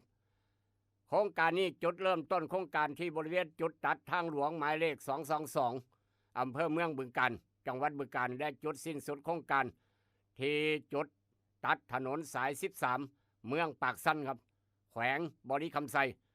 ทางสปป.ลาวครับโดยกรมทางหลวงเตรียมแผนรองรับการข้ามแดนหลังเปิดใส่งานอย่างเต็มรูปแบบนี่กำลังเตรียมงานแต่เขาเจ้าข่อยจะข้ามหนองคายหรือจะไปข้ามทางบึงกาฬก็ลองพิจารณาเบิ่งเพื่อดูแลเส้นทางเส้นใหม่ประมาณนั้นเอามาเว้าสู่กันฟังครับพี่น้องจะได้หูจักอ๋อเพิ่นจะเปิดใส่แล้วจ้าปลายปีนี้ประมาณนั้นเอาละครับเป็นข่าวเอามาเว้าสู่ฟังพาพี่น้องไปเที่ยวต่างประเทศจังหน่อยวันหยุดวันเสาร์มื้อนี้ไปต่างประเทศไนจีเรียประเทศไนจีเรียครับน้ำท่วมเหยื่อน้ำท่วมทะลุ250ศพแม่สุดเศร้าลูก4คนจาก5คนถูกน้ำซัดหายคอรอลูก5คนครับครอบครัวไนจีเรียครับลูก5คนน้ำท่วมถูกน้ำซัดไปหาย4คนเหลืออยู่ผู้เดียวโอ้โถจากน้ำซัดลูก4คนหายเกลี้ยงยังหาบ่พอเท่าปานนี้เหลืออยู่ผู้เดียวครับนั่นคือทางต่างประเทศไนจีเรียน้ำกำลังท่วมเหยื่อน้ำท่วมครับเอามาเว้าสู่ฟังราคาทองคำเมื่อวานตกลงไปเท่าไหร่ครับราคาทองเมื่อวานนี้ทองคำเมื่อวานตกลงไป250บาททองลงครับ 52,650 บาททองอยู่ในคอเมตโตทองอยู่ในคอผู้ใหญ่ใส 5710 บาท20 สตางค์ต่อ1บาทนี่คือราคาทองคำเมื่อวานมื้อนี้จะเพิ่มจะลดต้องติดตามตอนต่อไปสำหรับราคายางราคาหมากปาล์มบ่มีรายงานกันเข้ามาครับราคาหมากปาล์มบ่มีรายงานกันเข้ามาราคายางพาราวาจะได้ยางก้อนถ้วยซ้ำเก่าครับ38 บาท 50 ตังค์ยางก้อนถ้วย 100% 55 บาททวนน้ำยางสด56 บาทยางแผ่นดิบคุณภาพดีความชื้นบ่เกิน 3% 63 บาทยางแผ่นน้ำข้นสั้น3บาทก้อน66 บาททวนเพิ่มขึ้นไป25 สตางค์1 สลึงนั่นคือเมื่อวานเกี่ยวกับสถานการณ์ยางพาราพยากรณ์อากาศภาคอีสานบ้านเฮาครับ6 โมงเช้ามื้อนี้ฮอด6 โมงเช้ามื้ออื่นมีฝนฟ้าคะนองร้อยละ60ของพื้นที่เลยหนองคายบึงกาฬหนองบัวลำพูอุดรสกลนครนครพนมกาฬสินธุ์ชัยภูมิขอนแก่นโคราชบุรีรัมย์ครับนั่นคือสภาพดินฟ้าอากาศทางบ้านเฮาก่อนจากกันของดีมีหน่อยครับก่อนจากกันของดีไม่หน่อยสมุนไพรใกล้ตัวสมุนไพรใกล้บ้านเกี่ยวกับยารักษาโรคเบาหวานยาสมุนไพรรักษาโรคเบาหวานครับกัดแต่ไตไหมก็กัดแต่ไตไหมดอนปลาเปื่อยนี่หลายครับกัดแต่ไตไหมดอนปลาเปื่อยหลายขนาดต้นผักอีเลิศผักชาพูทงแทงต้นบุกดอนปลาเปื่อยนี่ก็หลายต้นสักอินทนินน้ำนี่เกี่ยวกับกลุ่มยาสมุนไพรรักษาโรคเบาหวานเอามาเว้าสู่ฟังของดีหน่อยไปแล้วครับผมร่ำรวยโชคหมานอย่าเจ็บอย่าจนมื้อนี้วันเสาร์อาทิตย์ทางดอนปลาเปื่อยยินดีต้อนรับนักท่องเที่ยวทุกคณะทุกผู้สุคนมาเบิ่งกัดแต่ไตไหมกลุ่มรักษาโรคเบาหวานชาพูต้นบุกพร้อมต้นบุกกำลังงามปลาบุกกำลังใหญ่งามขนาดทั้งดอนปลาเปื่อยพี่น้องไปแล้วครับผมร่ำรวยโชคหมานอย่าเจ็บอย่าจนสวัสดีครับ